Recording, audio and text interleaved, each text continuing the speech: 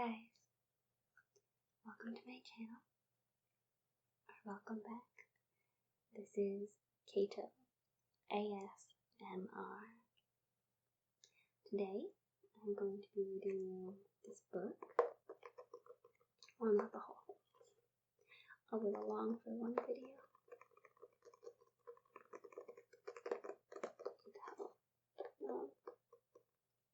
It was a bit beat up. Giving some tape up here. My grandfather bought this book for me in a yard sale back when I was in high school, but I've never spent too much time with it. This is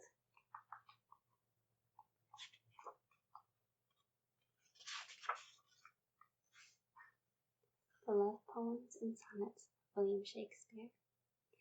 So I thought I'd go through some of the sonnets with you today. And if you enjoyed the video, then please like, comment, or subscribe. Okay. Sonnet 2. Let's see what we've got here. Hey.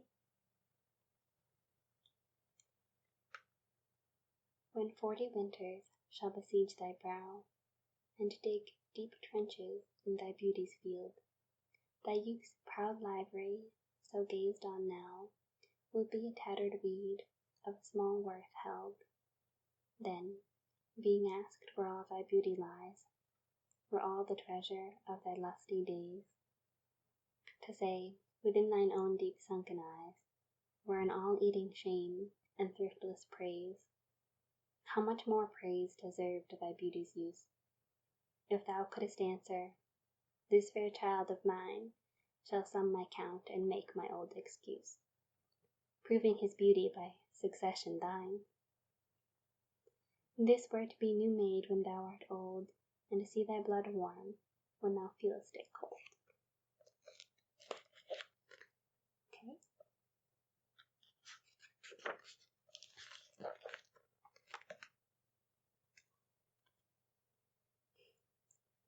Sonnet 3. Look in thy glass, and tell the face thou viewest, now in the time that face should form another, whose fresh repair in thou not renewest. Thou dost beguile the world, unbless some mother, for where is she, so fair who unreared womb disdains the tillage of thy husbandry? Or who is he so fond will be the tomb of his self-love to stop posterity? Thou art thy mother's glass, and she in thee calls back the lovely April of her prime. So thou through windows of thine age shalt see, despite of wrinkles, this thine golden time. But if thou live, remembered not to be, die single, and thine image dies with thee.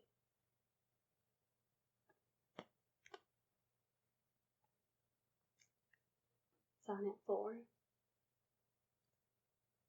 Of thrifty loveliness, why dost thou spend upon thyself thy beauty's legacy? Nature's bequest gives nothing, but doth lend, and being frank, she lends to those are free. Then, beauteous, why dost thou abuse the bounteous largesse given thee to give? Profitless, usurer, why dost thou use so great a sum of sums, yet canst not live? For having a traffic with thyself alone, thou of thyself thy sweet self dost deceive. Then how, when nature calls thee to be gone, what acceptable audit canst thou leave? Thy unused beauty must be tombed with thee, which, used, lives the executor to be.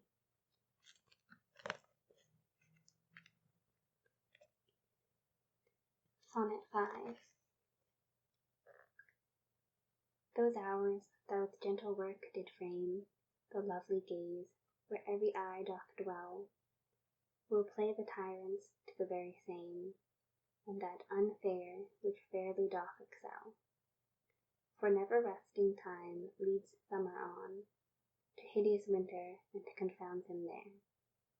Sap checked with frost, and lusty leaves quite gone, beauty o'ersnowed in bareness everywhere. Then, were not summer's distillation left, a liquid prisoner pent in walls of glass? Beauty's effect with beauty were bereft, nor it, nor no remembrance what it was.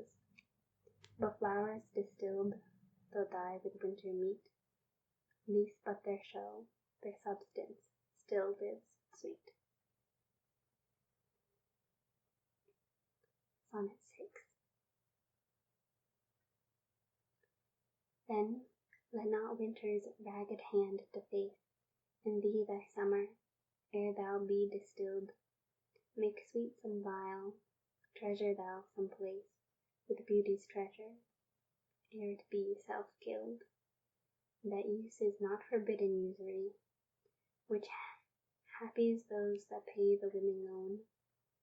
That's for thyself to breed another thee, or 10 times happier, be it 10 for 1, 10 times thyself were happier than thou art. If 10 of thine 10 times were figured thee, then what could death do, if thou couldst depart, leaving thee living in posterity? Be not self-willed, for thou art much too fair to be death's conquest, and make worms thine heir.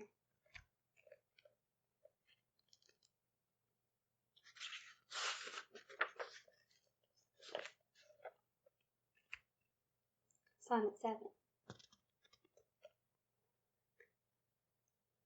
Low in the Orient, when the gracious light lifts up his burning head, each under eye doth homage to his new appearing sight, serving with looks his sacred majesty, and having climbed the steep up heavenly hill, resembling strong youth in his middle age, yet mortal looks adore his beauty still, attending on his golden pilgrimage. But when from highmost pitch, with weary car, like feeble age, he reeleth from the day, the eyes, for duteous, now converted are from his low tract, and look another way. So thou, thyself outgoing in thy noon, unlooked on diest, unless thou get a sun. Sonnet 8. Music to hear. Why hearest thou music sadly? Sweets with sweets war not. Joy delights in joy. Why lovest thou that which thou receivest not gladly? Or else receivest with pleasure thine unaware? If the true concord of well-tuned sounds, by unions married, do offend thine ear, they do but sweetly chide thee, who confounds in singleness the parts that thou shouldst bear.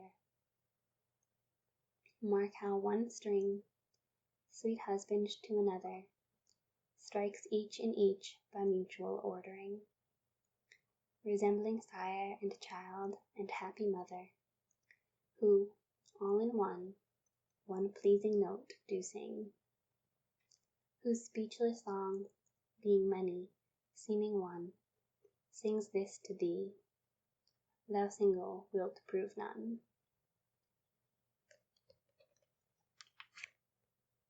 Sonnet 9. It is for fear to wet a widow's eye, that thou consumest thyself in single life. Ah, if thou issueless shalt hap to die, the world will wail thee, like a makelift's wife. The world will be thy widow, and still weep, that thou no form of thee hast left behind, when every private widow well may keep by children's eyes her husband's shape in mind. Look, what an unthrift in the world doth spend, shifts but his place, for still the world enjoys it, But beauty's waste hath in the world an end, and kept unused, the user so destroys it. No love toward others in that bosom sits, that on himself such murderous shame commits.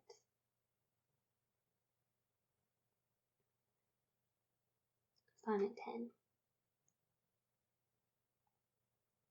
For shame, deny that thou bearest love to any, who, for thyself art so unprovident. Grant, if thou wilt, thou art beloved of many, but that thou none lovest is most evident.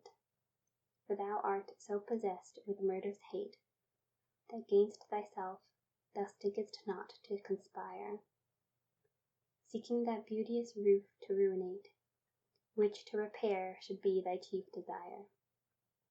Oh, change thy thought, that I may change my mind. Shall hate be fairer lodged than gentle love? Be as thy presence is, gracious and kind. Or to thyself at least kind-hearted prove. Make thee another self, for love of me, that beauty still may live in thine or thee.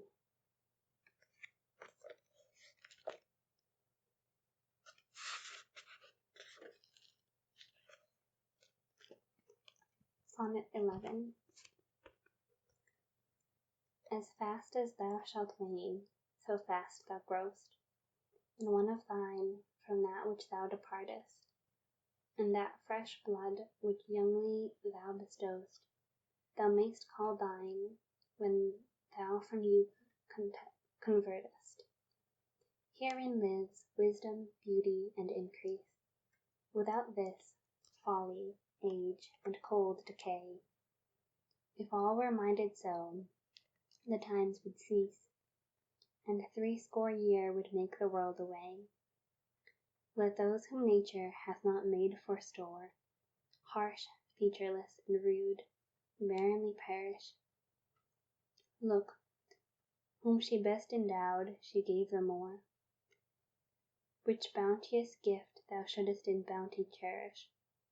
She carved thee for her seal, and meant thereby thou shouldest print more, not let that copy die.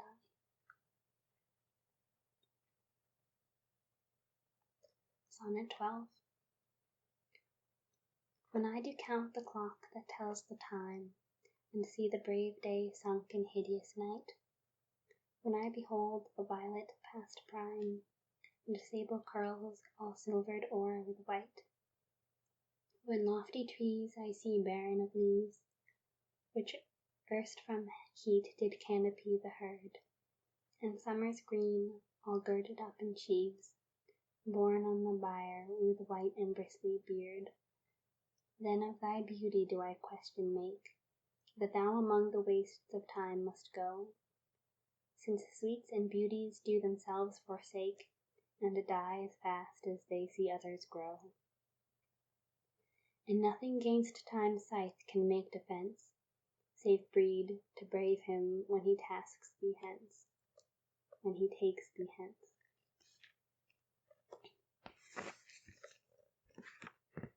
Sonnet 13. Oh, that you were yourself, but, love, you are no longer yours, then you yourself here live.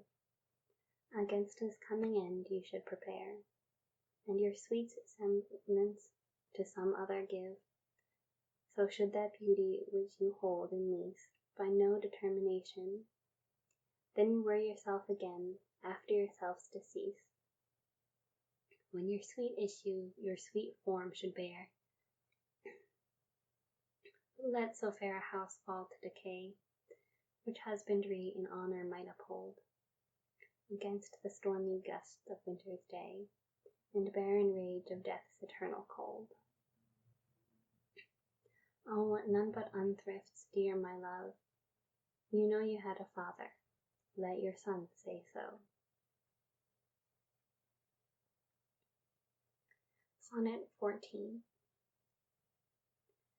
Not from the stars do I my judgment pluck, and yet methinks I have astronomy,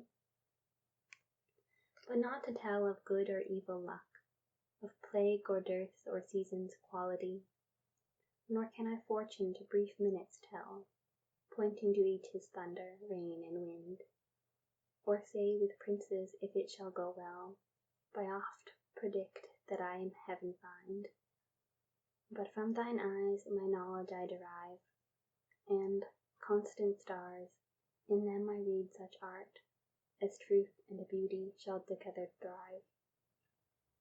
If from thyself to store thou wouldst convert, or else of thee this I prognosticate, thy end is truth and beauty's doom and date.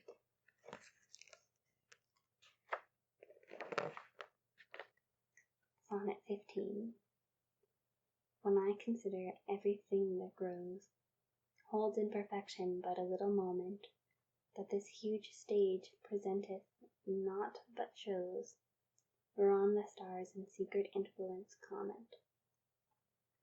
When I perceive that men as plants increase, cheered and checked even by the selfsame sky, vaunt in their useful sap, at height decrease, and wear their brave state out of memory, then the conceit of this inconstant stay sets you most rich in youth before my sight, where wasteful time debateth with decay, to change your day of youth to sullied night, and all in war with time for love of you, as he takes from you, I engraft you new.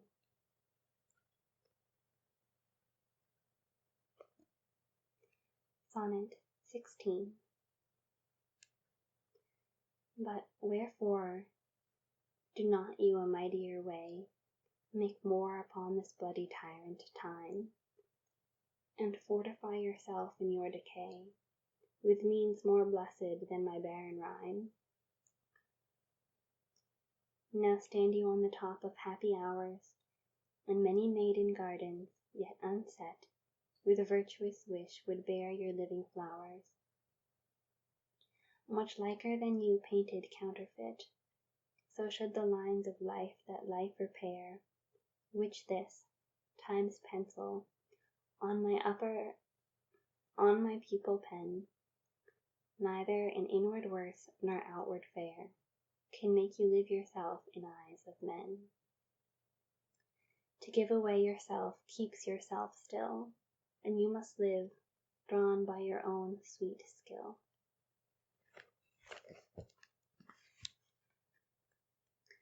Sonnet 17. You'll believe my verse in time to come, if it were filled with your most high deserts? Though yet, heaven knows, it is but as a tomb, which hides your life and shows not half your parts. If I could write the beauty of your eyes, and in fresh numbers number all your graces, the age to come would say, this poet lies, such heavenly touches ne'er touched earthly faces. But should my papers, yellowed with their age, be scorned like old men of less truth than tongue, and your true rights be termed a poet's rage, and stretched metre of an antique song, but were some child of yours alive that time, you should live twice in it and in my rhyme. Sonnet 18. Shall I compare thee to a summer's day? Thou art more lovely and more temperate. Rough winds do shake the darling buds of May, and summer's lease hath all too short a date. Sometime too hot the eye of heaven shines, and often in his gold complexion dimmed, and every fair from fair sometime declines. By chance or nature's changing course untrimmed, but thy eternal summer shall not fade, nor lose possession of that fair thou owest, nor shall death brag thou wanderest in his shade, when in eternal lines of time thou grow'st. So long as men can breathe or eyes can see, so long lives this, and this gives life to thee.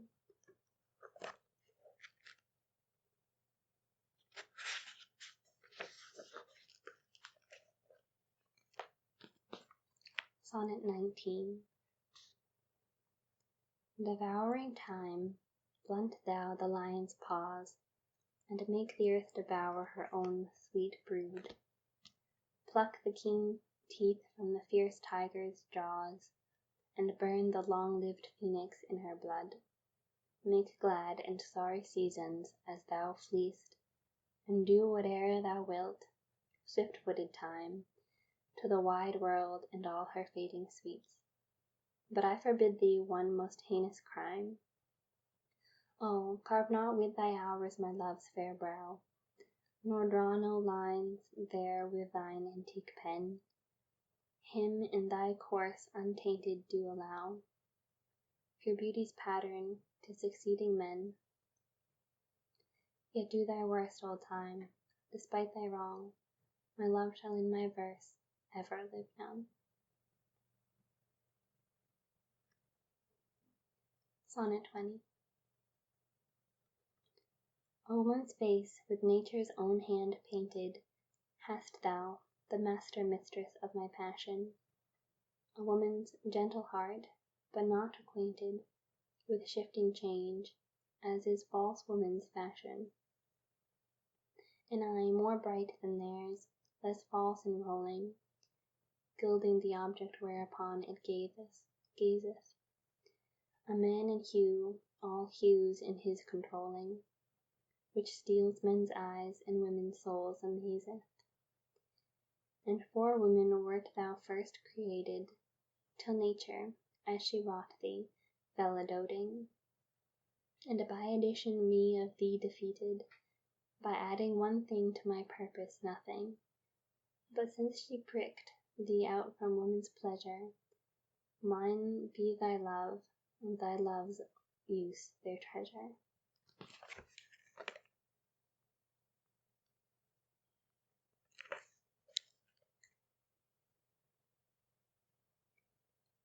Sonnet 21.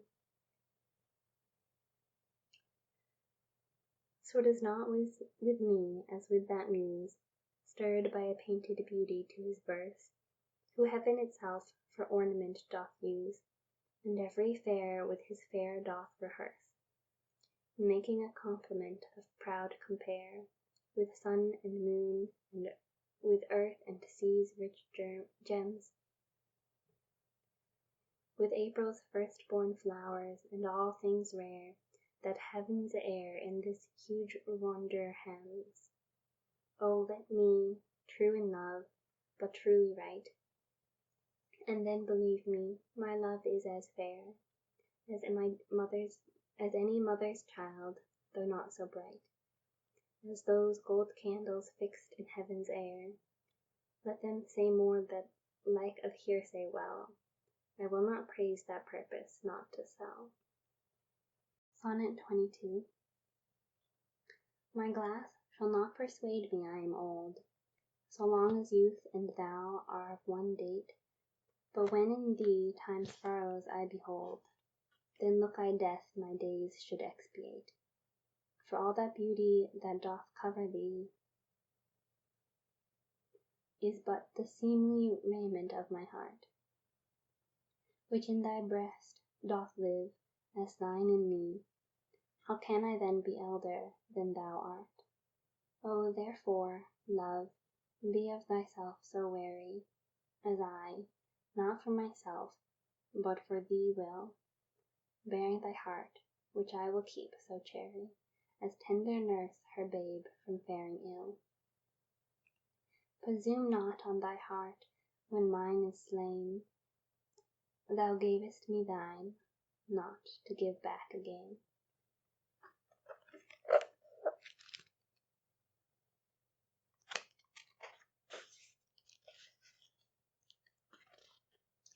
Sonnet 23.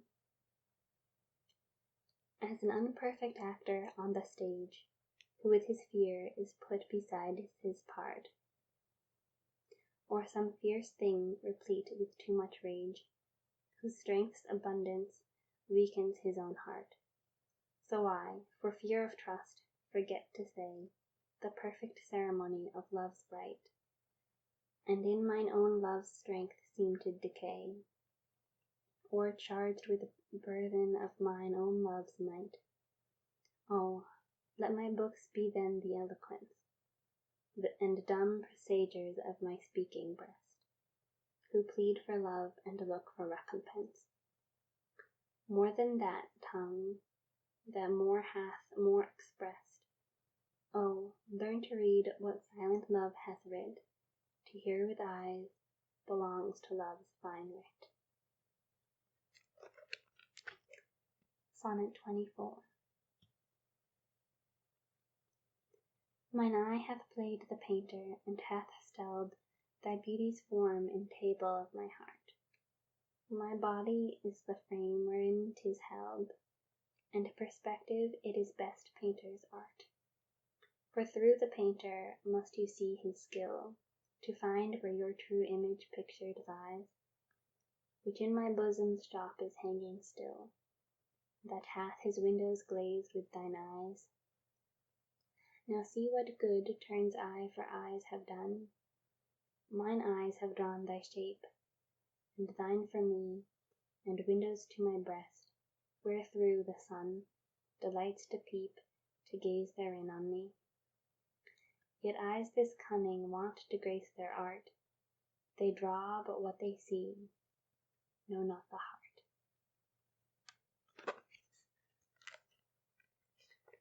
Sonnet 25. Let those who are in favor with their stars of public honor and proud titles boast, whilst I, whom fortune of such triumph bars, unlooked for joy in that I honor most. Great princes favourite, their fair leaves spread, but as the marigold at the sun's eye, and in themselves their pride lies buried. For at a frown they in their glory die. The painful warrior, famous for fight, after 1,000 victories once foiled, is from the book of honour raised quite, and all the rest forget for which he toiled. Then happy I, that love and am beloved, where I may not remove nor be removed. Sonnet 26. Lord of my love, to whom in vassalage thy merit hath duty strongly knit, to thee I send this written ambassage, to witness duty, not to show my wit. Duty so great, which wit so poor as mine may make seem bare, and wanting words to show it. But that I hope some good conceit of thine, and thy soul's thought all naked, will bestow it, till whatsoever star that guides my moving points on me graciously with fair aspect, and puts apparel on my tattered loving, to show me worthy of thy sweet respect. Then may I dare to boast how I do love thee, till then not show my heart where thou mayst prove me. Sonnet 27. Weary with toil, I haste me to my bed, the dear repose for limbs with travel tired, but then begins a journey in my head, to work my mind when body's work's expired. For then my thoughts, from far where I abide, intend a zealous pilgrimage to thee, and keep my drooping eyelids open wide, looking on darkness which the blind to see, save that my soul's imaginary sight presents thy shadow to my sightless view, which, like a jewel hung in ghastly night, makes black night beauteous, and her old face new. Lo, thus, by day my limbs, by night my mind, for thee and for myself no quiet find. Sonnet 28. How can I then return in happy plight, that am debarred the benefit of rest, when day's oppression is not eased by night, but day by night, and night by day oppressed, and each, though enemies to either's reign, do in consent shake hands to torture me. the one by toil, the other to complain. How far I toil, still farther off from thee.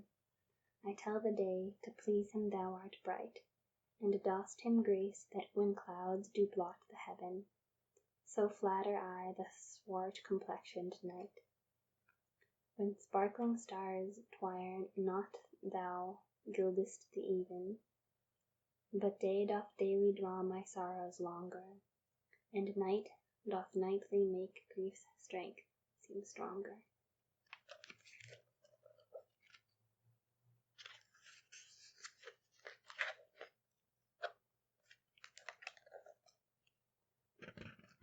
Sonnet 29. When, in disgrace, with fortune and men's eyes, I am alone, I all alone beweep my outcast state, and trouble deaf heaven with my bootless cries, and look upon myself and curse my fate, wishing me, like to one more rich in hope, featured like him with friends possessed, desiring this man's art and that man's scope, with what I most enjoy contented least. Yet, in these thoughts myself almost despising, haply I think on thee, and then my state, like to the lark at break of day arising, from sullen earth sings hymns at heaven's gate. For thy sweet love remembered, such wealth brings, that then I scorn to change my state with kings. Sonnet 30. When to the sessions of sweet silent thought I summon up remembrance of things past, I sigh the lack of many a thing I sought, and with old woes new wail my dear time's waste. Then can I drown an eye, unused to flow? For precious friends hid in death's dateless night, and weep afresh love's long since cancelled woe, and moan the expense of many a vanished sight. Then can I grieve at grievances foregone, and heavily from woe to woe tell o'er the sad account of fore bemoaned moan, which I knew pay as if not paid before. But if the while I think on thee, dear friend, all losses are restored, and sorrows end.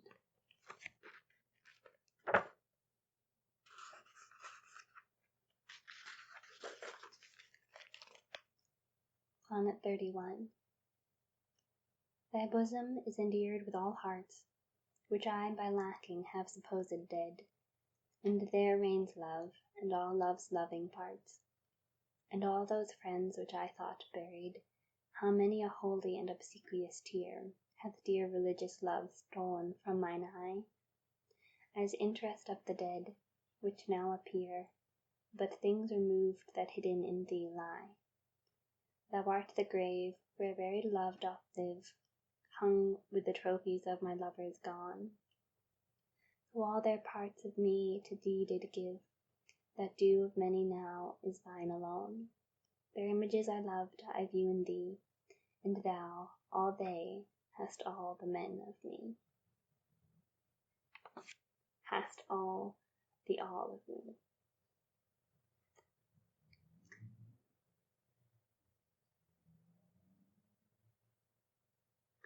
Sonnet 32. If thou survive my well-contented day, when that churl death my bones with dust shall cover, and shalt by fortune once more resurvey these poor rude lines of thy deceased lover, compare them with the bettering of the time, and though they be outstripped by every pen, reserve them for my love, not for thy rhyme. Exceeded by the height of happier men, oh then vouchsafe me but this loving thought, had my friend's muse grown with this growing age, a dearer birth than this his love had brought, to march in ranks of better equipage. But since he died, and poets prove, and poets better prove, theirs for their style I'll read, his for his love.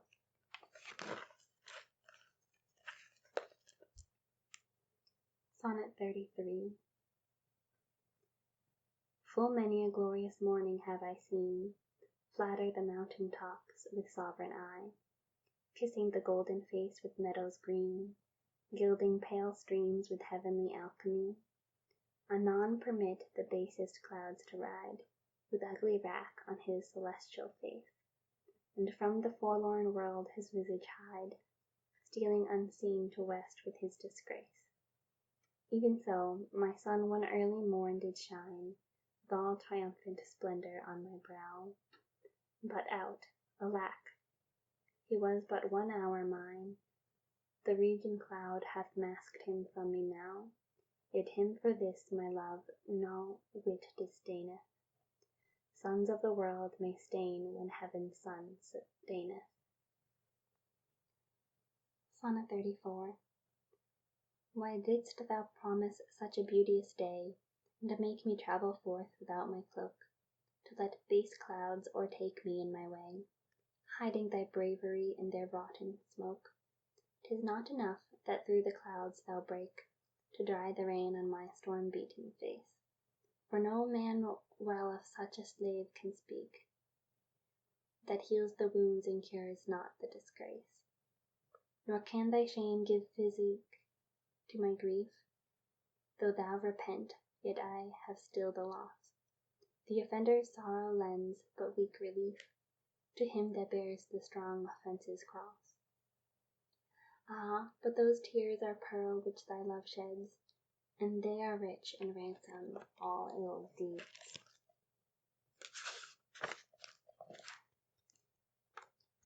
Sonnet 35. To more be grieved at that which thou hast done. Roses have thorns, and silver fountains mud. Clouds and eclipses stain both moon and sun, and a loathsome canker lives in sweetest bud.